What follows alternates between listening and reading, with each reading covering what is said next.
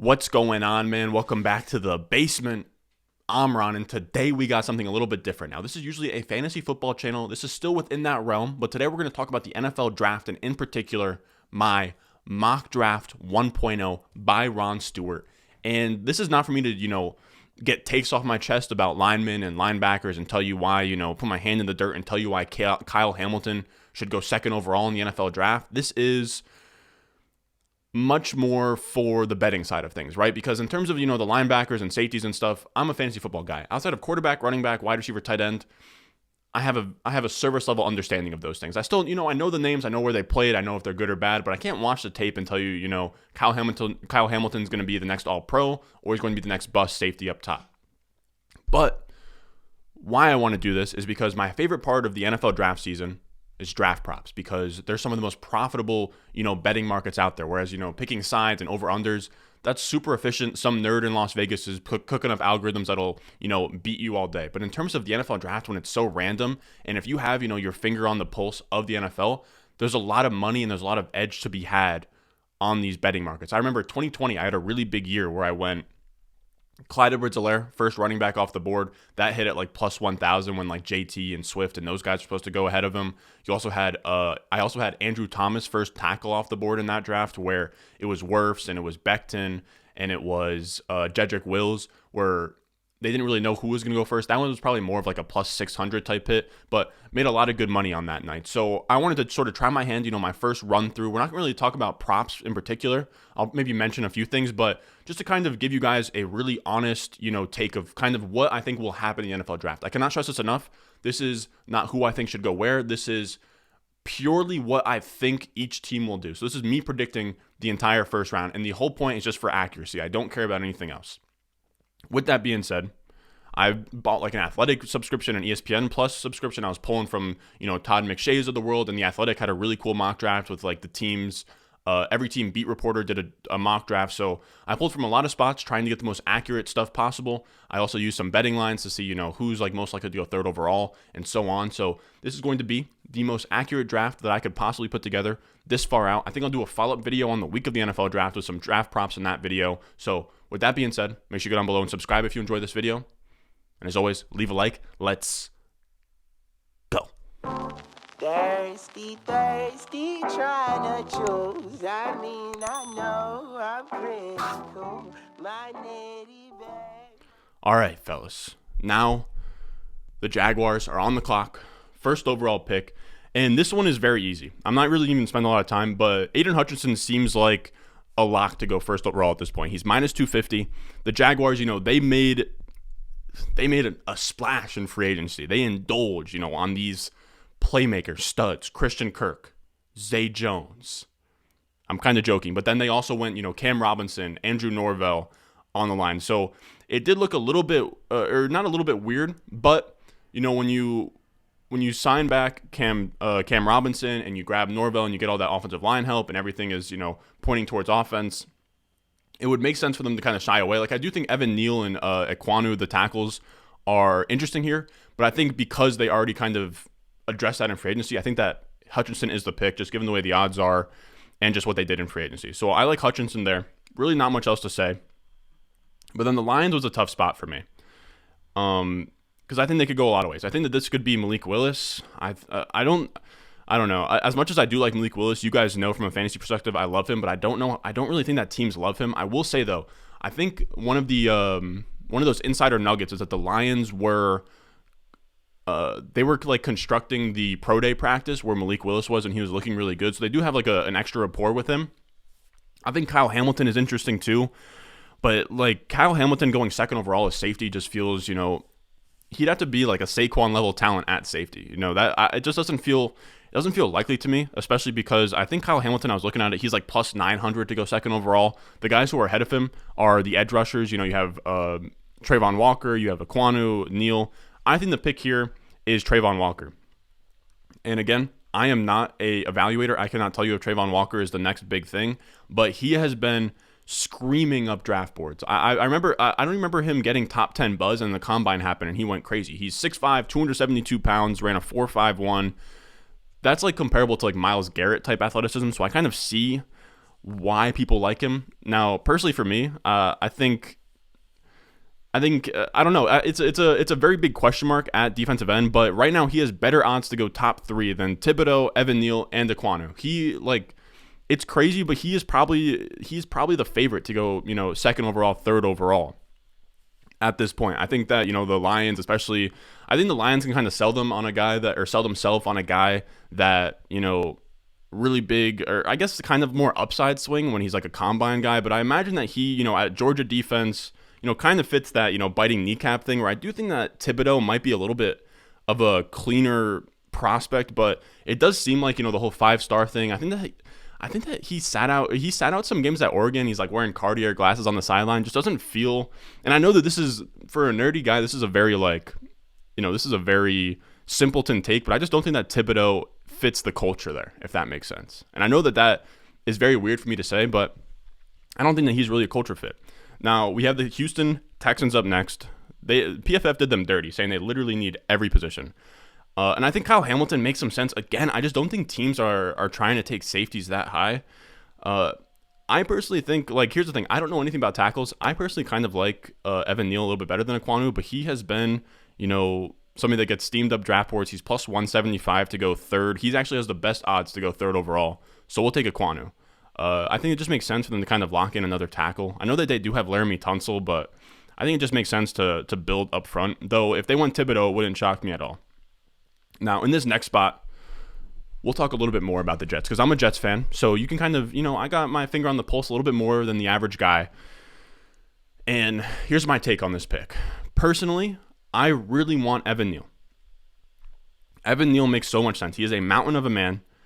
He is 6'7", 340 pounds.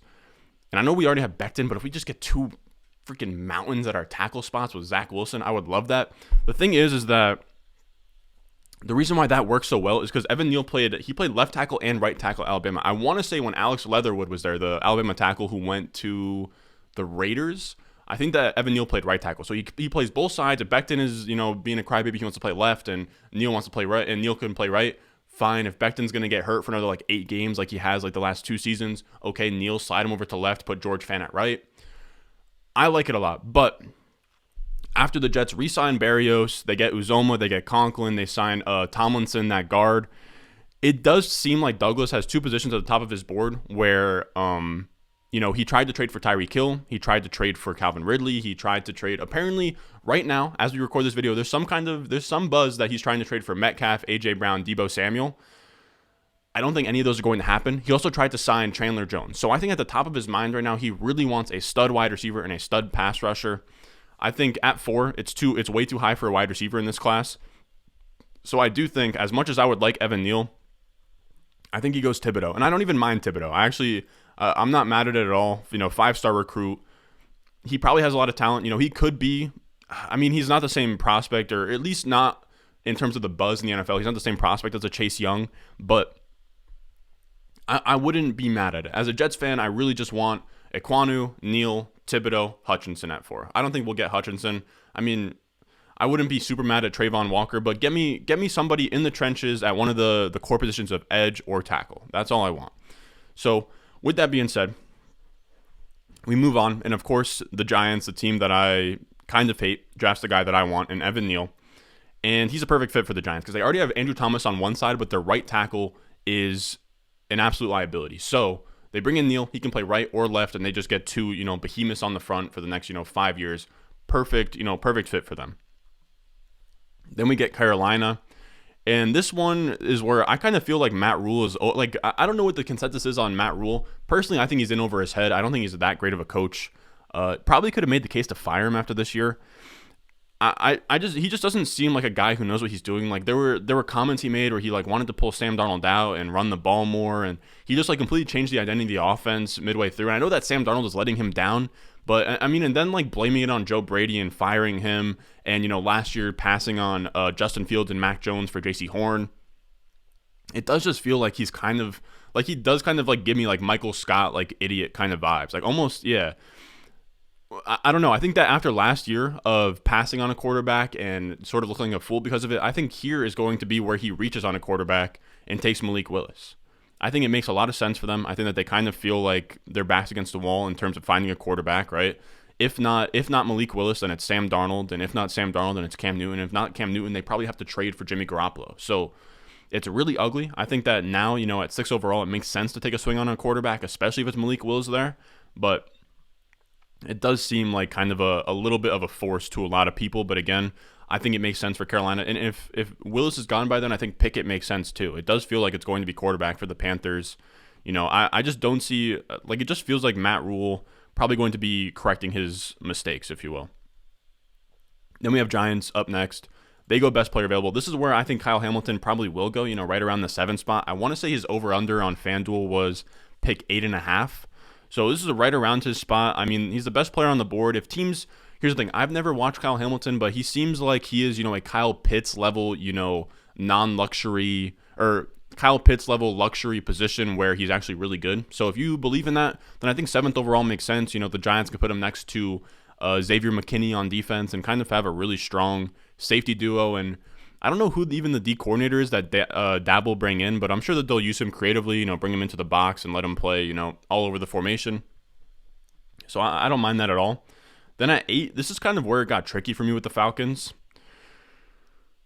where I think they could have probably gone like a corner like Sauce Gardner or Stingley, but I think that this is probably a wide receiver. And I know that a lot of teams, some teams don't draft for need, some teams do, but it's just tough, when their coach is offensive minded. They take Kyle Pitts last year in the top 10, and you have a team who now has Calvin Ridley gone, Russell Gage gone, and their wide receivers right now on their depth chart are Olamide Zaccheaus and like maybe Christian Blake. Like, it's really ugly. So I think it makes a ton of sense for them to go wide receiver here. So I'm going to take Garrett Wilson, who's kind of in a similar mold as a Calvin Ridley, as kind of like a smooth operator and just somebody that can come in, alongside Kyle Pitts would be a pretty nice passing offense with Mariota at quarterback. I mean, I don't think Mariota's going to throw for like 5,000 yards, but I think Garrett Wilson and Kyle Pitts together with like Cordarrelle Patterson as well is probably one of the better skill position units in the NFL, definitely above average, I would say.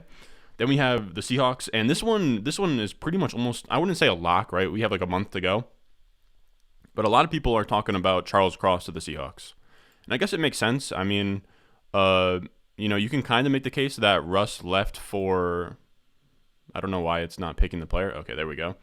But you can kind of make the case that, or not make the case that Russell Wilson left for a lot of reasons. And, oh, what the hell? What the damn hell? No.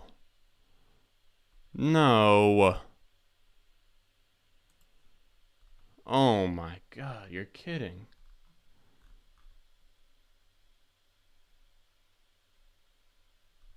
That's it. All right, I'm gonna pause it and come back. Hold on.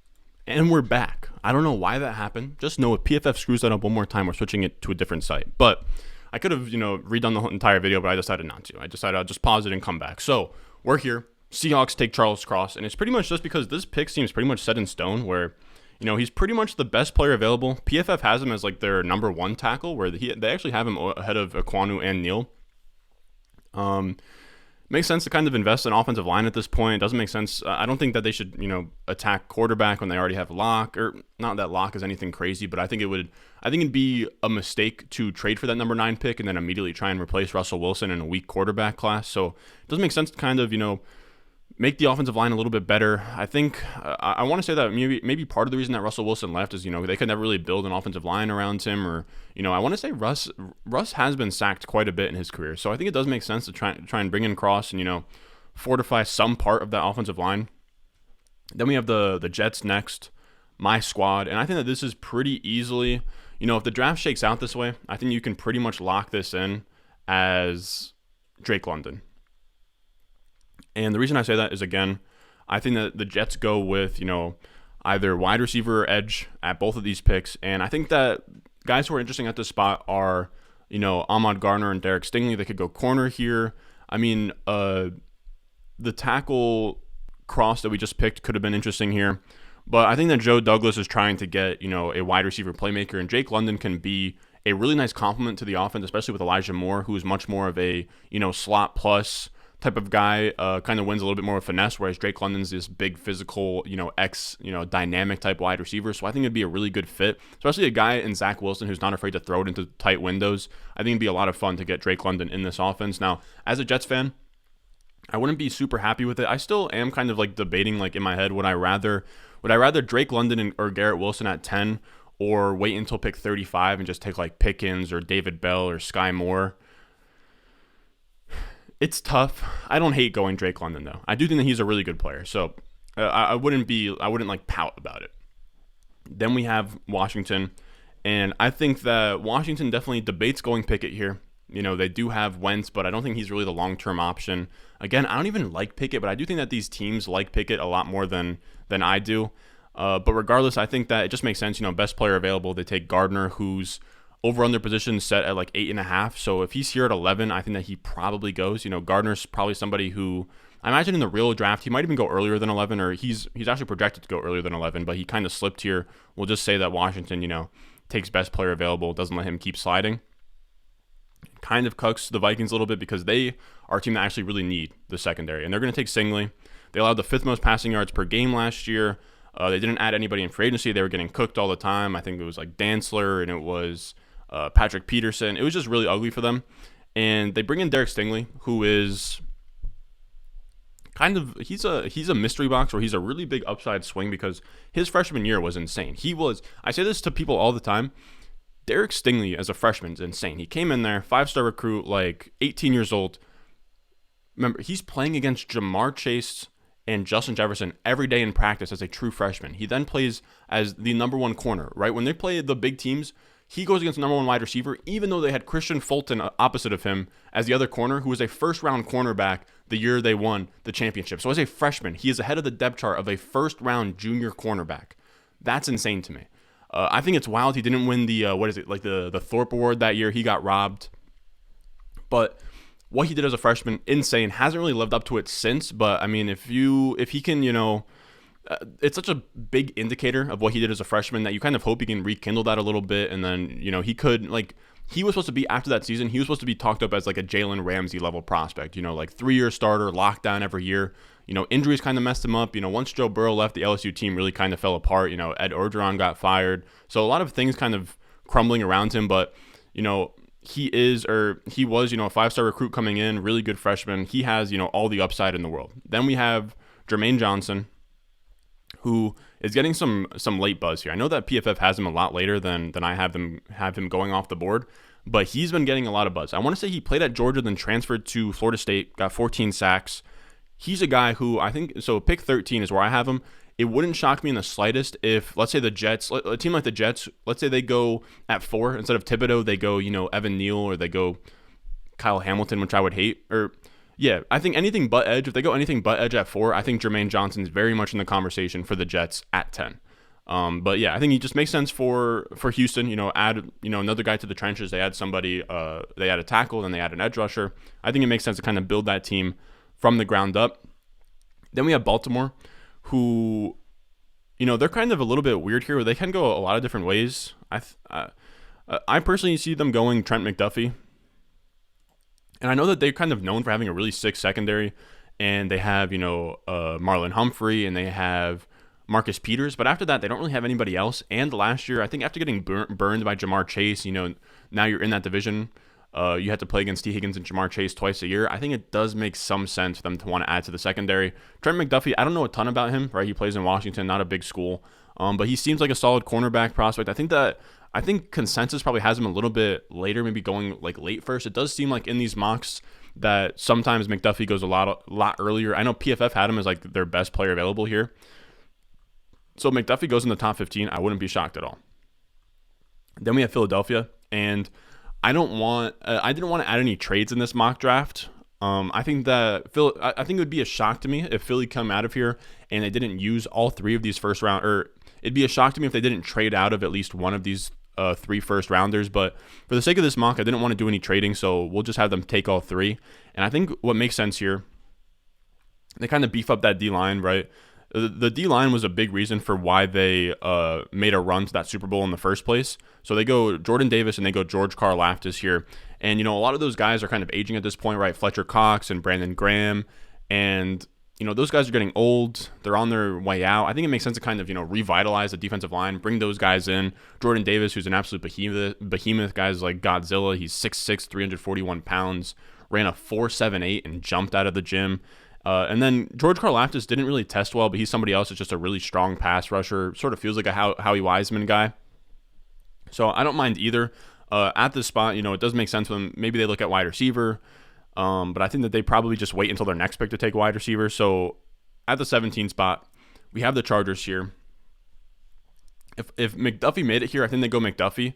But with him gone, I hope I'm saying that name right. McDuffie just sounds weird. But I think they go Jameson Williams. And I love a little sneaky draft prop bet. If you're out there and you can get Jameson Williams as like first wide receiver off the board at anything better than like plus 800 or anything longer than plus 800, I'd do that all day.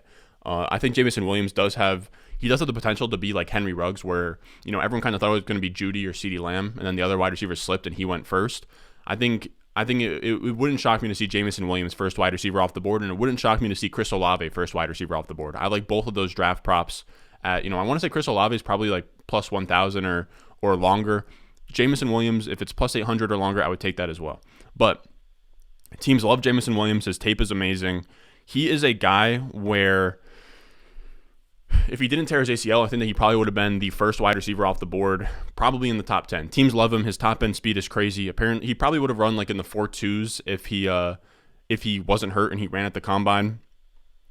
And I think it makes a lot of sense for the Chargers, who have their slot guy in Keenan Allen. They have their big X in Mike Williams, and then the past couple of years they've used Jalen Guyton and like Tyron Johnson as like these wind sprint guys that kind of play in that flanker spot where they just run wind sprints down the field. You had Jameson Williams in that spot, and you have those three weapons at all time. You have Jameson Williams taking the top off of defenses with Justin Herbert that can, has one of the strongest arms in the league. Like, it'd be a crazy match where if you could just have Justin Herbert, airing it out 65 yards past the safeties to Jameson Williams, then he kind of opens things up in the intermediate for Mike Williams and Keenan Allen.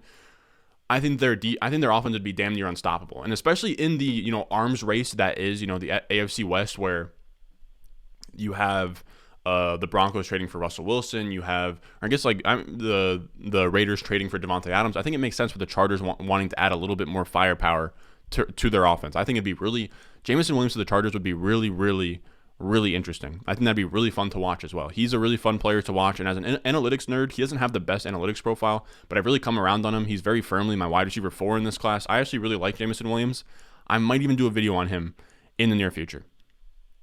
Then at 18, I thought Olave was interesting here. I do think that the Saints are their liability to take wide receiver here. I think Pickett makes some sense too if they want to, kind of attack that as well. But I ended up going Trevor Penning, who's been getting some buzz here as a guy who I think he had a really good either combine or pro day. He's like 3'7", or he's 6'7", 325, a really big guy.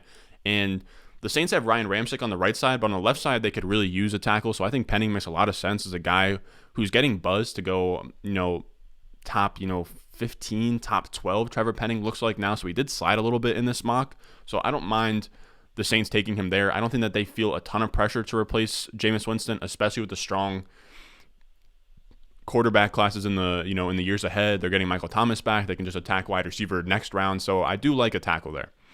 Then we have at pick 19, we have the Eagles. And again, I doubt they make all three of these picks, but if they do, I think they add another wide receiver. And I think Olave made sense, or I think Olave does make sense, but I think the Eagles are one of the very few teams in the first round where they'd probably prefer Burks to Olave, just because Olave is kind of redundant to Devonta Smith, if that makes sense, where he's kind of a thin, route technician, a lot of speed, good hands, kind of plays almost like a similar position to Devonta Smith. So I think it kind of makes sense to go Treylon Burks here, who is, in my opinion, a way better prospect, but I think in the eyes of the NFL, they're probably similar guys.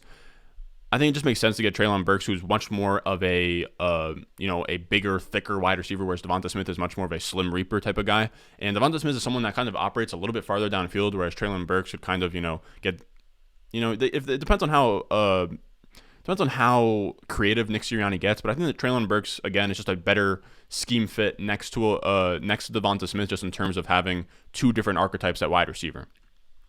Then we have Kenny Pickett, which I think is fun to have him go to Pittsburgh. He stays in Pittsburgh. How low is he on? Geez, 48. I don't even hate it, dude. I don't like Kenny Pickett at all, dude. Here's the thing. Call me simpleton, but I think the two glove shit is weak as hell. I don't want a wide receiver or a quarterback that wears two gloves. I don't. I'm sorry, guys. I'm sorry. I just can't. You know what I mean? Like the Pat Mahomes and the Josh Allens and the Justin Herberts of the world, they're not wearing gloves on both their hands. I'm sorry, man. Like no, I want like if I'm taking a swing on a quarterback, I want a guy like that. Like a Malik Willis has, that kind of upside. I don't know. Maybe I'm being an idiot, but Kenny Pickett, and I know that's a weak comparison because Teddy Bridgewater also wears two gloves, but he just does feel like a game manager. Kenny Pickett, to me, like his ceiling feels like Alex Smith. I don't know. That's just kind of how I feel about him. But it does make sense where the other angle I wanted to say with that with the Steelers is I think that it makes a little bit sense for them to go after somebody that's like Kenny Pickett, that's probably a little bit more of a high floor, low ceiling guy, like the Patriots did last year with Mac Jones, where they kind of laid out the formula to doing something like that. So I think that does make a lot of sense, where they can bring in Kenny Pickett to like what's a prestigious program and kind of build him up through there. So it does make some sense. I think if Kenny Pickett's there at Pittsburgh's pick, it makes a lot of sense for them to take him there.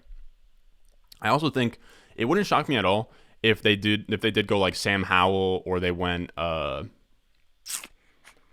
like Matt Corral. They just decided, screw consensus, we're not taking Pickett, or even Desmond Ridder. But I'm just going to go Pickett for now. Pittsburgh kid, whatever, it made sense.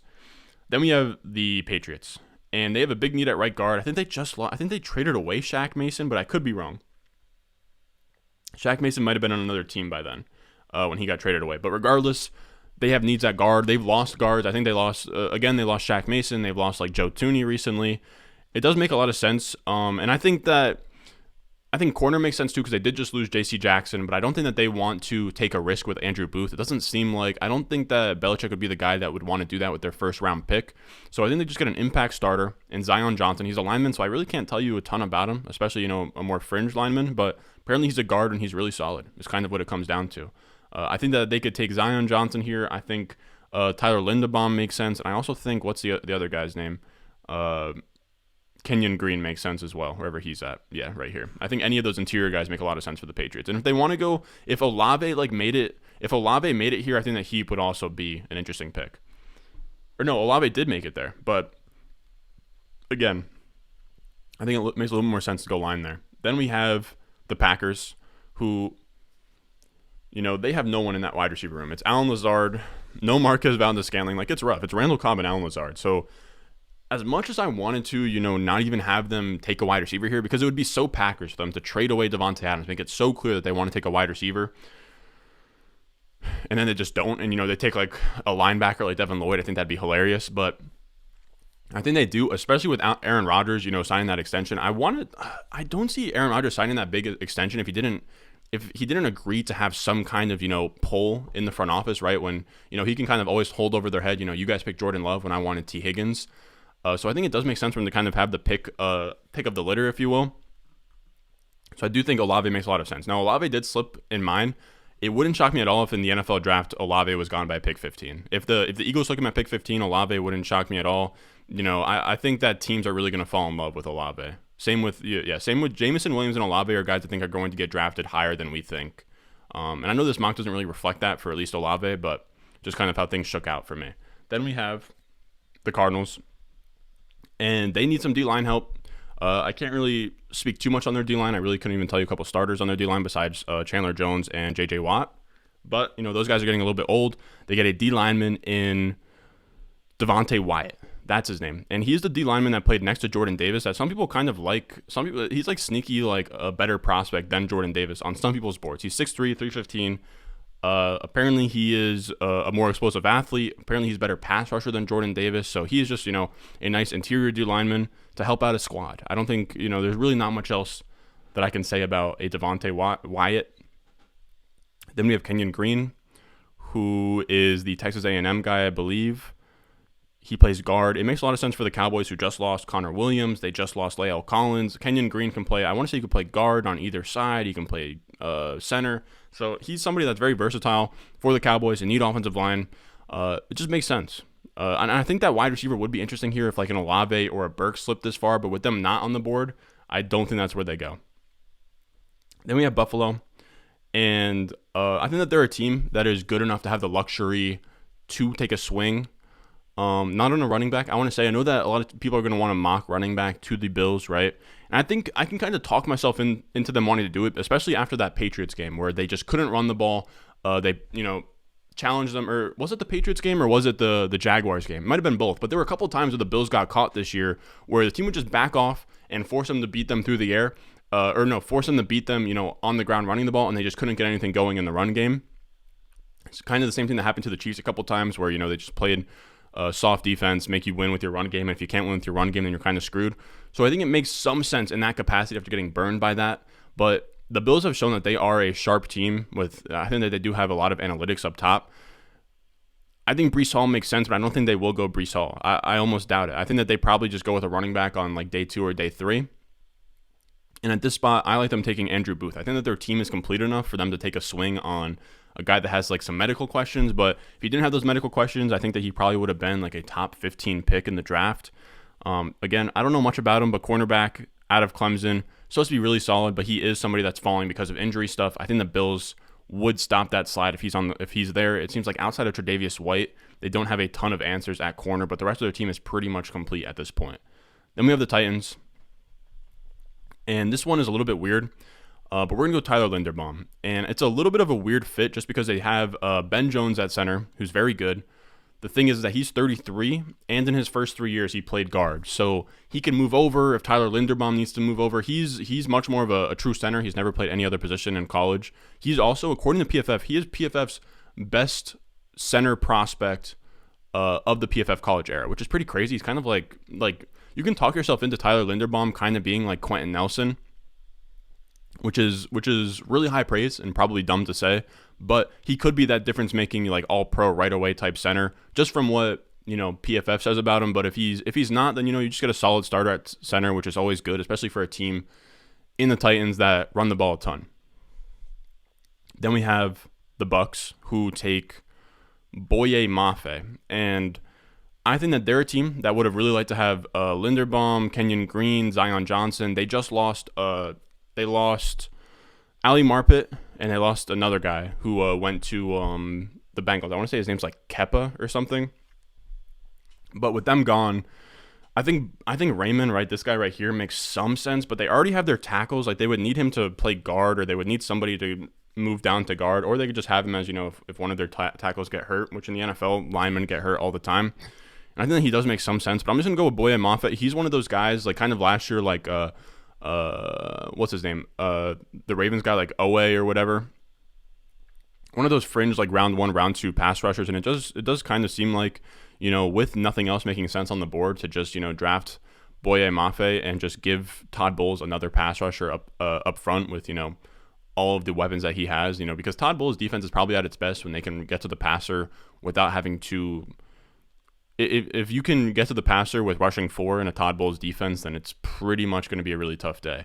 Then we have Devin Lloyd going to the Packers, and I think it'd be really funny for them to take 2 wide receivers, and I would really love for them to take 2 wide receivers. I think it'd be really funny, and I think it'd also be really good for them if they went like Jahan Dotson or Christian Watson here to pair with Olave. I think that'd be a lot of fun. But Lloyd is a guy who is supposed to get drafted, like I want to say like pick like 18, like 17 is kind of where he's projected right now. So he slipped a lot in this. So I'm just going to say the Packers take best player available. They get a playmaker on the defense, and that's really all I can say about that.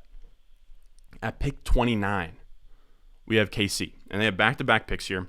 They trade away Tyreek Hill, and this is kind of where it seems like they're a lock to go for wide receiver. And I think some people aren't going to have them go wide receiver here, but I'd be shocked if they don't. So I think the 2 guys that make sense are Christian Watson or Jahan Dotson. I think they go Jahan Dotson. I think Jahan Dotson's a better, cleaner prospect to me.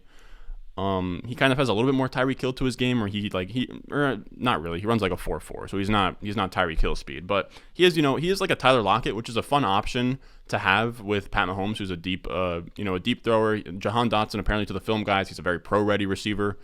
So I think it's fun. I think it's a fun look. You know what I mean? Again, I think Christian Watson could be here, but I think they just go one or the other. And we'll just go Dotson. for now. And then the other guy is the other player like a Boye Mafe, who's like a fringe first-round pass rusher. I think it makes sense for them. Seems like the Chiefs are saying that their guys really want to take pass rusher in this draft because it seems like there's only Frank Clark and Chris Jones, and they still didn't really get to the quarterback last year, so they want to add another guy. And I didn't even realize until now, but these guys are both from Penn State, so that'd be pretty cool. Then we have the Bengals, and their cornerback one right now is Eli Apple, and that kind of speaks on its own. I know they had that really good play against Tyreek Hill in the playoffs, but you definitely want to fix that a little bit, add some depth in there. So I do think that Kyer Elam makes sense. He's this long, athletic cornerback from Florida. That's about all I really know about him. And now for the last pick, this one was really juicy because, they could, go Nakobe Dean, get a playmaker on defense. They could go Ojabo, who's like a torn Achilles, but probably would have been like a top 15 pick without it. But I think what makes a lot of sense is if the Lions decide to take a quarterback at any point in this draft, it needs to be at 32 because of the 5th-year option. And I think with, dude, in my opinion, Sam Howell, Desmond Ridder, and Matt Corral are all very, those are all very solid NFL quarterback prospects to be available at pick 32. This could be, I don't think so. Picking Lamar Jackson at 32 or picking, Teddy Bridgewater at 32. But I guess it's more like picking Teddy Bridgewater at 32. But I don't see why. The way this team's set up, they have a lot of picks. They have another pick, and they have like the 34th pick. So they take this pick and then the next one. So this really makes it's very crucial for the Lions to be smart about this pick, to have a 5th-year option.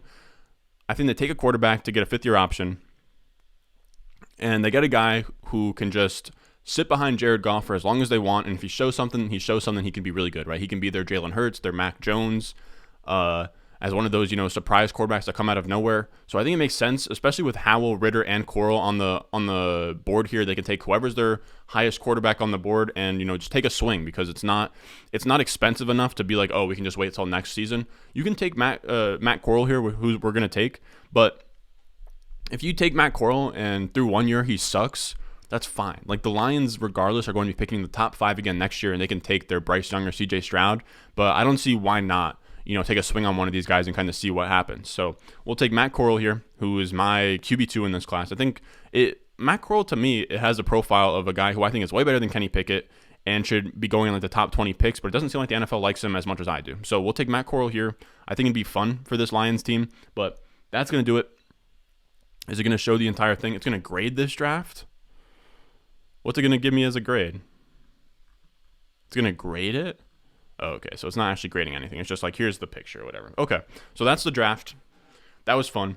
That's just pretty much how I see it shaking out. That's my prediction for the first round as of right now, today, Sunday at 4 p.m. We'll see how it changes. I'm going to do another mock draft on the week of the NFL draft, and I'll have some draft props ready to tell you guys about. But yeah, I kind of like doing that I think it's a more fun thought exercise to kind of put yourself in the shoes of the GMs and kind of predict what's going to happen. So, we'll see how accurate this is. We'll see how accurate my final one is. Maybe, we can be like, a fellow underdog employee, Josh Norris, and have one of the best, most accurate mock drafts in the industry. We'll see. I kind of want to put my hat in the ring there, but really just joking. I like doing this for fun. The draft props are fun. But that's going to do it for us today. As always, I love you guys. Make sure you go down below, subscribe, and leave a like if you enjoyed. And I will see you in the next one. I got the juice, I got the juice. Channel, Chatham's on. Foolies glad I'm home. Even my haters kinda glad I'm on. Rest in peace to my vagabond. Rapper song, singer, suspended, subpoena from Mr. Meaner.